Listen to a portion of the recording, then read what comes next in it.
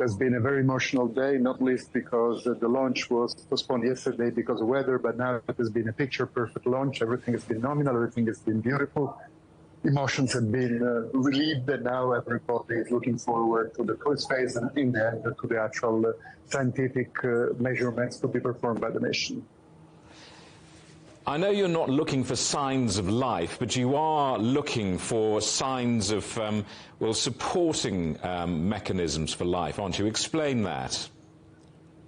Well, yes. I mean, signs of life is very ambitious, but certainly liquid water is a prerequisite for life as we know it. And Ganymede, together with other ice moons of Jupiter and Saturn, has plenty of it. So it's certainly the ideal place in which to look for such life in the solar system. So JUICE will orbit Ganymede, the first ever spacecraft to orbit a moon of another solar system body, and will map its surface, will map the thickness of the ice.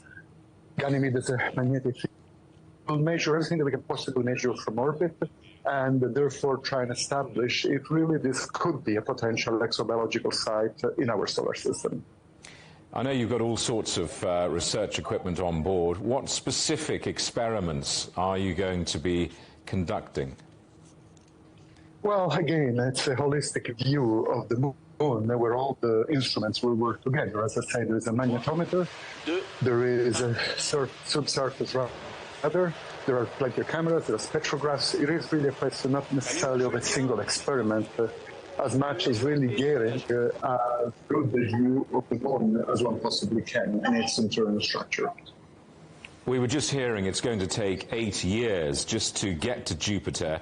How complex is this whole mission, and how long until we get some data fed back from this?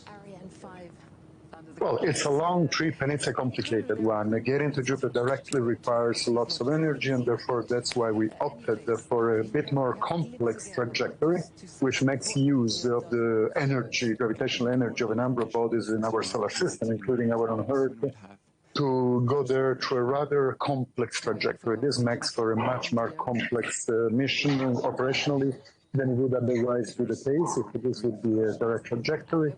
And so this makes for a complex mission. We're also using solar panels, so very big solar panels, very efficient solar panels. It is a mission that requires all sorts of inventiveness and resources. As you've said, it's 8 years cruise, after which we'll start acquiring data. So for the scientists involved, it is a bit of a long wait. It will take about another 9-10 years before we really have a complex integrated view of Ganymede, but it's worth the wait. If you were a betting man, which planet do you think will be the first to show us signs of some kind of life? Is it going to be Jupiter or Mars or Saturn? Well, I do believe that the icy moons of both Jupiter and Saturn are our best bet because of the liquid oceans under the surface.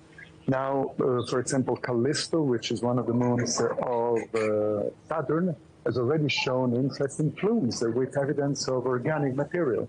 Now, if you ask me whether it's going to be Jupiter or Saturn, I think the odds are even, but those are my best bets for exobiological sites in the solar system. I guess you and I are the same sort of age. Our generation was inspired by all of those moon missions seemingly a lifetime ago. How important is this mission to inspiring a new generation?